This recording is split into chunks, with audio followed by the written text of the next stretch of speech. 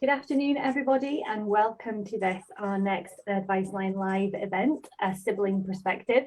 This event is going to focus on really important but sometimes overlooked role that siblings play in advocating for brothers and sisters. So I'm delighted to have with me today Claire Casser, who is the Chief Executive of SIBS, a national charity that supports siblings, and Dr. Georgia Povolopoulou from the University College London. Welcome, both of you. Thanks so much for joining us this afternoon at this event. So we at Scottish Autism often hear from families, particularly parents, who are balancing lots and lots of different needs at home, who are really, balancing those dynamics that all families experience, striving to make sure that everybody gets what they need, surrounded by lots and lots of different dynamics and complexities. And we know from our experience, Georgia, that a lot of the support that's focused on families is focused on the whole family and not perhaps particularly siblings. So what do we know from the research that you've done alongside SIBS about the role that siblings play in family dynamics and supporting their siblings?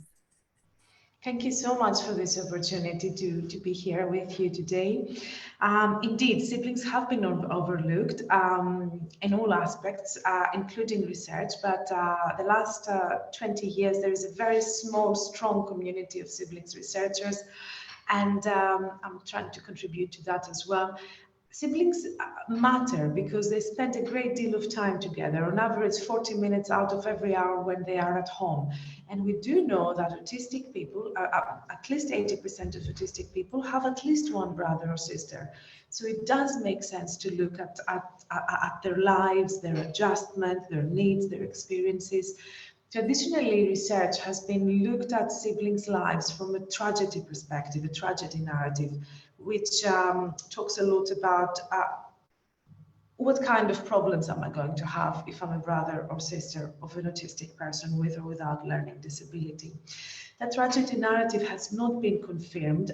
We know that siblings grow up and they have excellent social skills, they have lots of admiration and satisfaction, they build positive self-concept, they have very strong interpersonal skills, very strong caretaking skills, and very often caretaking is enhancing their lives. That said, there are struggles that have been overlooked. But I think it's important to pass the message that, being a sibling is not a disaster, is not a tragedy. Siblings do struggle, but not because necessarily of the presence of the autistic person, but how that the needs of that person are met and the wider social context. So very often siblings might feel that parents treat them differently, or that parents put loads of demand on them. They might feel stigmatized or bullied at school. They're at a higher risk of loneliness because of potentially the lack of support that the wider family, especially the parents, have in order to support all kinds of needs, including the social needs of siblings. We know that siblings might struggle with respite time, having their own time.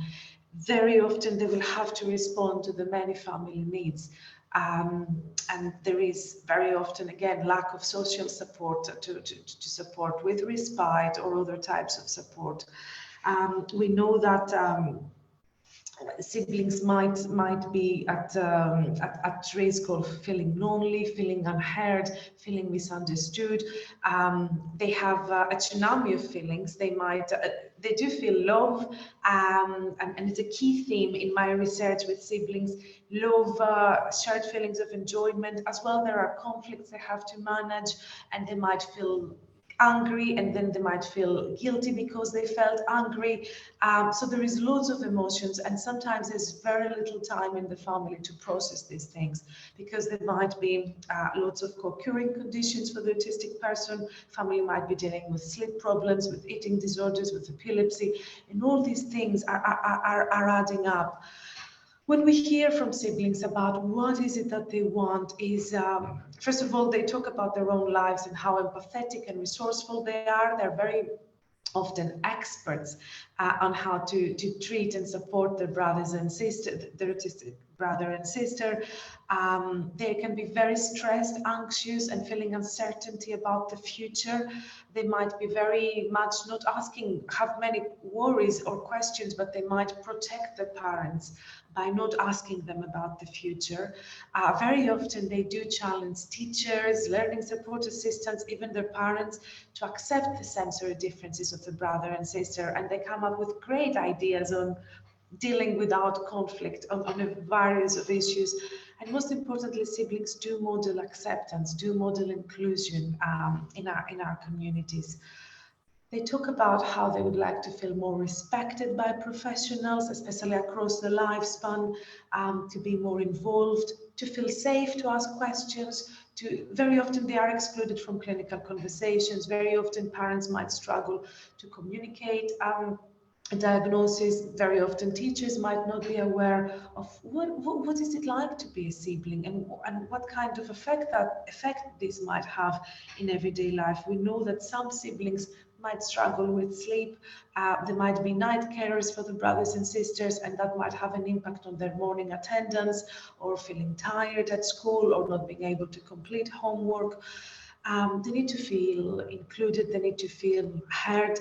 And I think the key message is to have an open ear, an open eyes to hear and learn from siblings. For every family is going to, things are going to look different, different joys, different sources of joys, different sources of challenges. So it's important to have an experience sensitive approach in terms of what might be happening in this family for that sibling. Thank you so much, Georgia. It's really interesting, you know, the range of both kind of joyful and great experiences that siblings have, but also, you know, as we said earlier, in every family there are those dynamics and those complexities and the impact that has.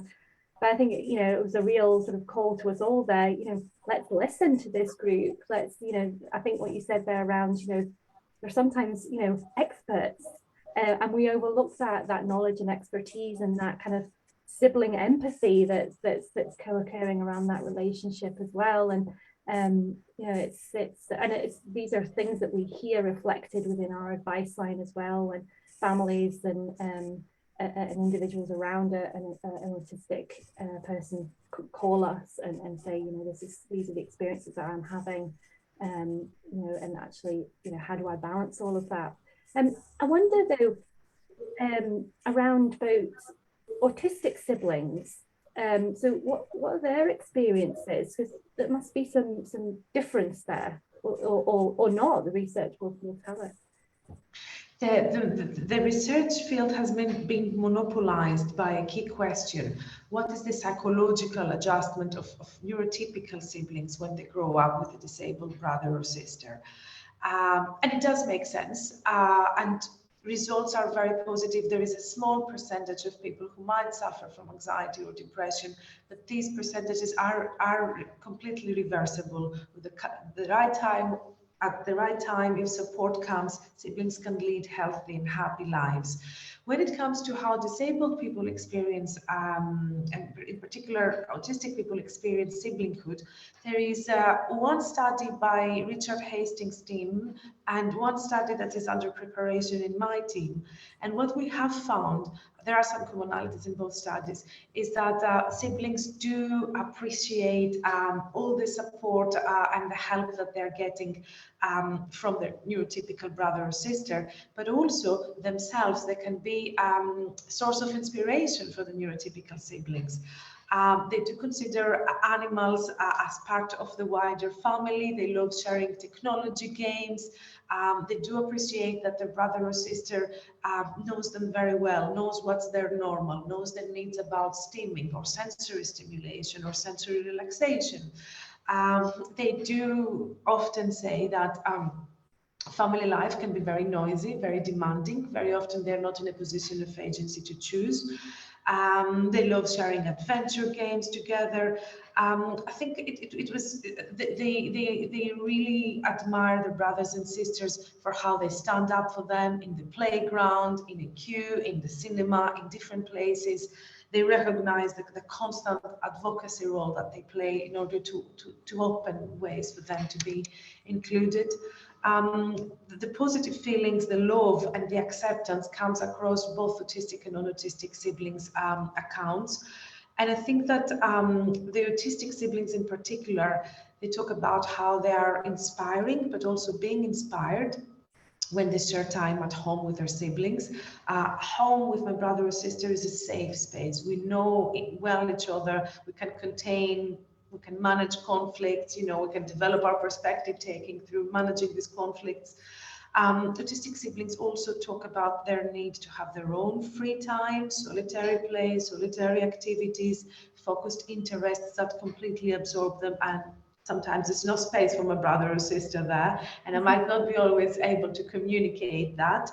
But in most cases, my brother or sister knows about that.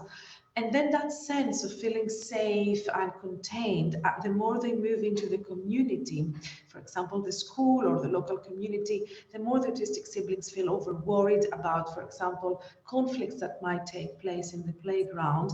And if they should or not bother their neurotypical brother or sister to come and support or help them out. I think that some of the results that we have found, particularly around school and autistic and non-autistic siblings, carry important messages for wider whole school approaches in terms of inclusion. And when it comes to the wider community outside school, autistic siblings will talk about how they might struggle with routines, with change of routines, with safety rules such as crossing the streets or using public transportation. And again, the crucial role of their neurotypical sibling in supporting them in a non-judgmental way. So being at home, there's that sense of belonging that is enhanced by the presence of the neurotypical sibling. Neurotypical siblings are creating flexible environments, working with their autistic brother or sister. They know how to communicate. And as the experience of siblinghood in the community might be slightly different, where the autistic people feel that they're not their norm, they might be the troublemaker. Their abilities remain hidden. The brother or sister knows their abilities, but these are not always seen by the others. Just to give you examples. It sounds to me like that group are the unsung heroes. And we really, you know, can learn a lot from that relationship and that dynamic and that shared. It sounds from the research what we're establishing, what we're learning here is that the kind of shared understanding, you know, that kind of mutual, you know, understanding of one another. And actually, you know, as practitioners, you know, that's what we're striving to do, is get that shared understanding, you know, between us and whoever we might be working alongside. And it sounds like siblings are there already. They have that back and forth. So Claire, I wonder if I can come to you now, because we've heard a lot around some of the, as I say, the joy and the experiential evidence that we have through the research and also some of the challenges. So, you know, SIBS have been working alongside siblings for, you know, I see from the rest over 20 years now. You know, so can you tell us a bit about what SIBS does, what the role SIBS has, and, you know, why is it so important that we give space to this relationship and really consider how we support brothers and sisters across the whole lifespan? Thank you. SIBS was set up 21 years ago, and it was set up in response to parents and professionals wanting to know how better to support young siblings. But over that 21 years, we've developed expertise of supporting siblings across the lifespan, you know, getting in early, supporting siblings, giving them the opportunity to meet other siblings, to have those connections, to reduce isolation, has a really big impact on outcomes in adult life. And the sibling relationship is the longest relationship we have with anyone. It's longer than with parents and partners, and indeed our own children. And I think that's something that we really push as an organisation for policymakers, for professionals, to take siblings' voices seriously and that expertise, to listen to it. And the sibling expertise and voice might be very different from a parent voice. And quite often we hear from adult siblings who struggle to get their voices heard by professionals and struggle to get the their expertise taken on board. So it's really important that we are there for siblings to sort of bang that drum, if you like, and to make sure that their voices are heard. As a charity, we provide a number of different services. So we work with young siblings, primarily through our online information service called Young Sibs, and you can find that on our website, which has lots of information written for children and young people aged 7 to 17, with information about disabilities and conditions, also information about dealing with some of the tricky stuff as a sibling. We've talked about the joys, and there are very many, but there is a duality about being a sibling. You can be joyous and love your brother or sister, but also find it really difficult at times. You might be really worried about what's happening here and now, or what might happen in the future. Well, I have to look after my brother or sister. You know, some of those questions siblings have from a really early age. So a Young Sibs service does a really good job of providing that information, and young siblings can contact us with their questions, and they do that every week, and they're responded to by the team with a tailored response. So a really important part of the work we do is supporting young siblings. Obviously, we also support adult siblings, and one of the main ways we do that is through a network of adult sibling support groups, and very many of those are operating online now, giving siblings the opportunity to come together wherever they live across the UK. And we're starting to develop some issue-based groups for adult siblings too. So we have a men's group, for example. It's National Brothers Day today, so a good day to plug our men's group, because you know, brothers have a different way of talking about their experiences, and we wanted to give that very specific opportunity. So there are opportunities for the siblings to come together to meet each other. We run online sessions, information sessions, but also wellbeing sessions. So we've run sessions around laughter yoga, we've had mindfulness sessions, so opportunities for siblings to take care of themselves, because quite often, as Georgia outlined, siblings don't tend to think about their own needs and grow up in families where somebody else's needs might be prioritised over theirs. So it's really important we support siblings to look after themselves well, and so that also that they can support their brothers and sisters. And I think it's really important to say that if we support siblings well, it's likely to have a really good outcome also for their disabled brothers and sisters.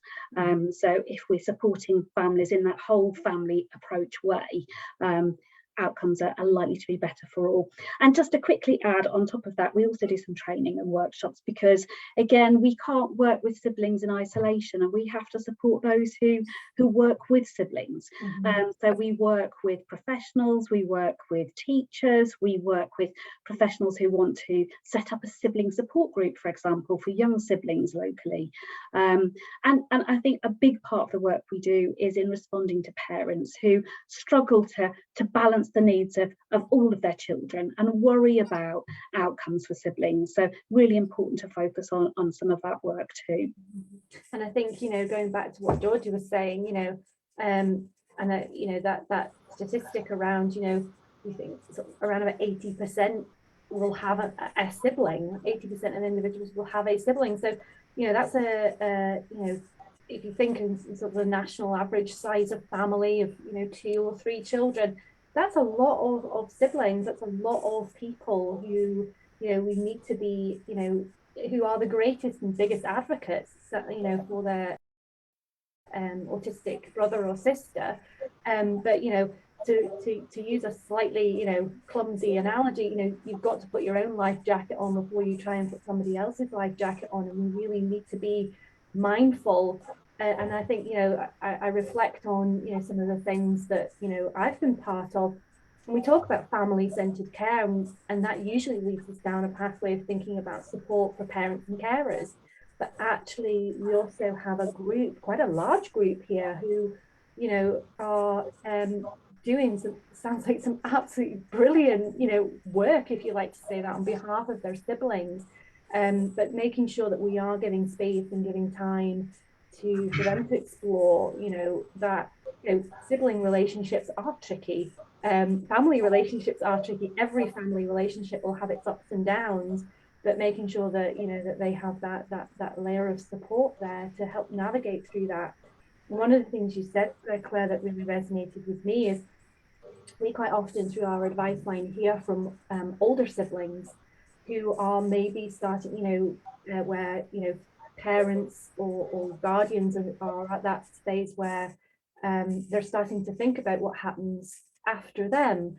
And, you know, a sibling relationship is very different to that of a guardianship relationship or a carer's relationship, and making that adjustment from one to the other. You know, we quite often hear about that. And you mentioned there about that kind of support for adults, those sorts of issues that come up for you guys as well. Absolutely, all the time. I think it's one of the biggest issues for adult siblings is thinking about the future, talking to parents. Those are really difficult conversations for parents and siblings to have together. And we've produced a number of written guides around thinking about the future, about planning in terms of finances, but also some of that emotional elements. We've written an ebook on self-care for adult siblings as well. So I think one of the biggest points at which adult siblings come to us is a parent has become ill, is becoming frail, has sadly died.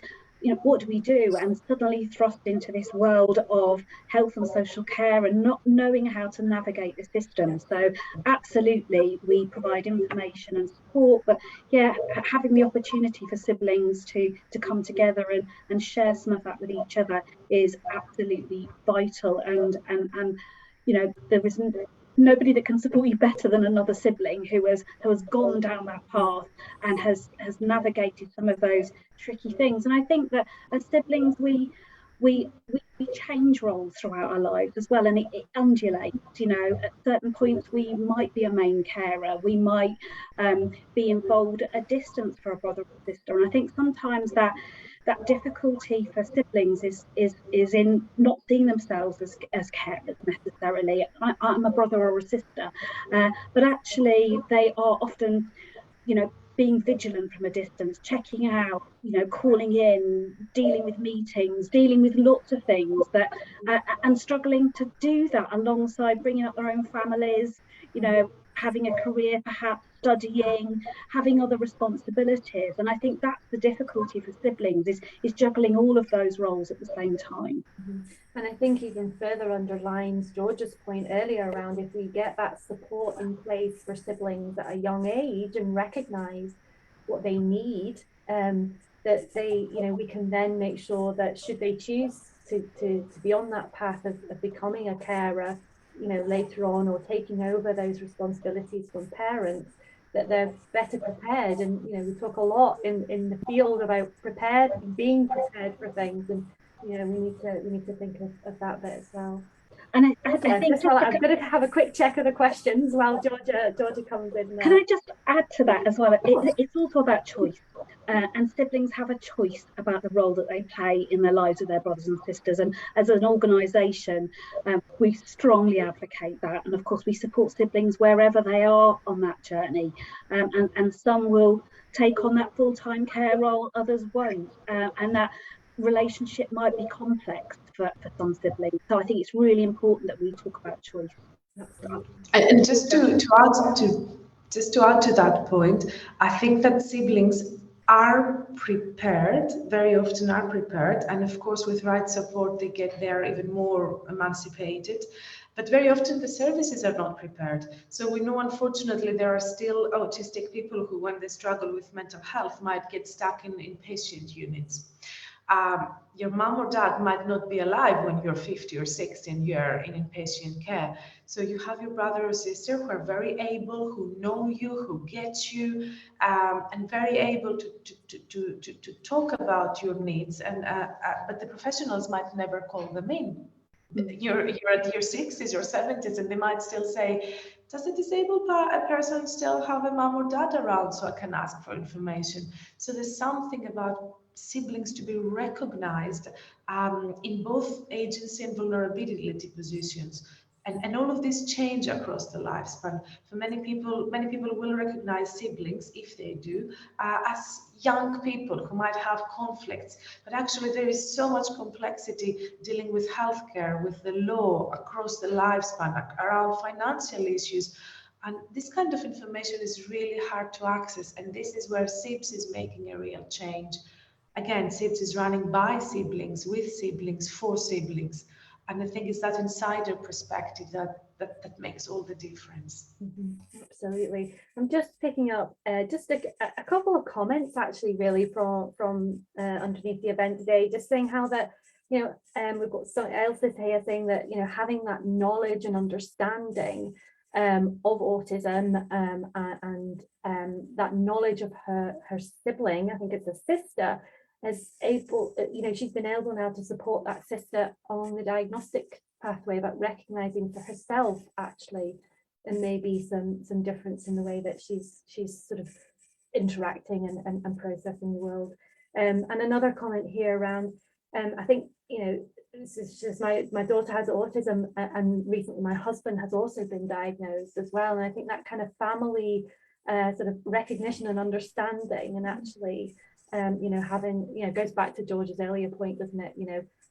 You're spending, I was quite shocked when he said, 40 minutes in every hour is spent together as sibling. That's quite startled by that. And I'm thinking about my two children, but I suppose, that's a lot of time that you're spending along somebody and getting to know that person. You have all that knowledge and awareness and understanding of your sibling. But one other question that I had for you both, if I can, we've talked a lot at Scottish Autism over the last, 2 years about the impact of the pandemic. It's impacted us all, in various different ways with varying degrees of impact. But what about siblings? What has the impact of the pandemic had on siblings? We've seen services, we've talked a lot here about things being online, whereas, they may have been, more face-to-face, so what has the impact been?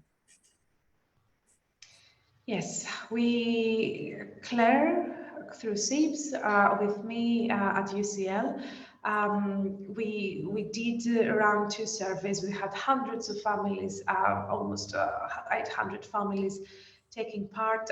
There were 2 series of surveys, one in the first lockdown, one at the end of the second lockdown. And what we found, it was unsurprisingly more anxious siblings, more lonely siblings, and more parents struggling to meet the needs of all siblings. So the picture was not positive. The study looked at the experiences. It was the first study looking at siblings' experiences in the UK during the pandemic. Noted that siblings have been overlooked, particularly during the pandemic, in both school and wider communities for whom lockdown has had a tremendous impact, and it had an impact on their health and well-being, accessing services. In the second survey, more than 800 parents took part, and more than 50% of siblings were providing more care in the lockdown. And it's very important to consider that for some siblings who have not been providing care because they have been busy being at school, being in after-school activities, maybe during the lockdown, that has been the first time that they have been active caregivers towards their siblings. And I said earlier, for many siblings, it's a labor of love, is a natural thing to do. Nevertheless, it does have a price to pay. It means that you have less time for yourself, for your self-care. It does mean that you get to start worrying from a very early age on how to manage things. You wonder, today, is my mom supporting me with that? Who's going to be there tomorrow? So I think that what was highlighted from the pandemic research is the lack of space and breaks for siblings.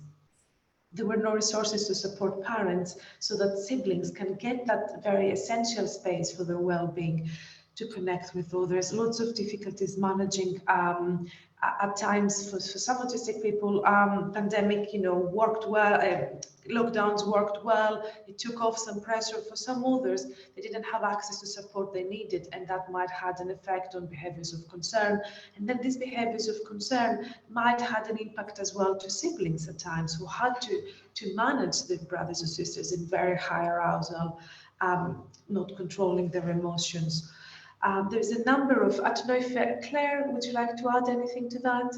Yeah, I think you've covered it really brilliantly, but I think that it was patchy as well, the response. I think some families saying they got some really great support from schools where, they would be checking in on siblings. Others, absolutely nothing. No access to tech, siblings really struggling to use one device. So some of that practical help wasn't there either. And I think there's some of that longer term impact in terms of mental health that we know for the wider child population, but for siblings who became carers for the first time, who dealt with some really stressful, complex family situations where financial issues would have been also paramount. It was a really complex situation. And we know, and Georgia and I have spoken about this before, that there are some really simple things actually that are not costly in terms of responses for siblings that can make a huge difference. Asking them how they are, asking them how life is for them at home. And one of the things we have done as a charity is develop Sib Talk, which is an intervention for primary age school children, and giving them an opportunity to talk about what it's like to be a sibling. I think it is really important. And I would add to that, we did a couple of polls for adult siblings, and overwhelmingly 91% in both polls said that life was more challenging during the lockdown. And of course, there's been a big impact on families who are still shielding. The official guidance, of course, has ended, but we know that actually life hasn't gone back to normal for lots of siblings. And we're still hearing about siblings who are now being home educated, for example, or siblings who are not out there, pursuing their own life and dreams and ambitions because actually they're concerned about their brother or sister's health and vulnerability. So, it's still ongoing. We're still in it. Yeah, no, I completely agree. I think we see that on, with some of the individuals that we speak to, is that, whilst there's no official kind of guidance and restrictions on our civil, flexibility and liberties, if you like, that in some ways increases the risk for some people because they're having to manage that all personally, and the impact on families. So sorry, Georgie, you were coming in there. Yeah, no, I think as Claire said, some of the recommendations that we have from our recent research, they don't cost that much money. It's all about the attitude. It's all about talking, not trying to assume what siblings might need, but to attune to their needs, asking them what they might need. It's important for schools in particular to identify students who have a disabled brother or sister. And these people don't always identify. There are siblings who don't even identify with the word siblings. They say, I'm his brother, I'm her sister. Even less sometimes with the term carer. What do you mean? I'm just helping my brother or sister. So these schemes don't always capture or attract the attention of siblings to identify, and we need to have a system at school, additional pastoral support, academic support for the students who are returning to the school environment. And we need to recognize on a wider scale for children and adolescent mental health services, for example, in NHS and schools, that the pandemic has had both an immediate and a lasting effect on the mental health of siblings. In terms of anxiety, in terms of loneliness, in terms of lack of respite time, lack of support, and they will need access to appropriate support in the months and years to come. So it needs to be part of the post-pandemic plans that we're putting in place for recovery. Absolutely. Yeah. I think, when we're talking about, certainly, my takeaway from this lunchtime is, when we're talking about support for families, and we expand our thinking beyond parents and carers and grandparents and that group, that we think of beyond that and towards actually others who may be in the house whether that be, you know, siblings or step siblings or, you know, wider family members who live within that house or are part of that circle of support around that individual.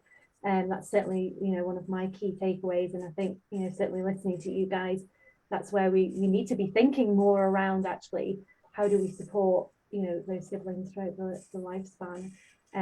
But thank you so much to both of you, to Georgia and to Claire. I think it's been a really, really beneficial discussion, a great way to spend a half hour at lunchtime talking through this, and certainly given me a lot to think about. And I'm sure our audience out there, a lot for them to think about as well.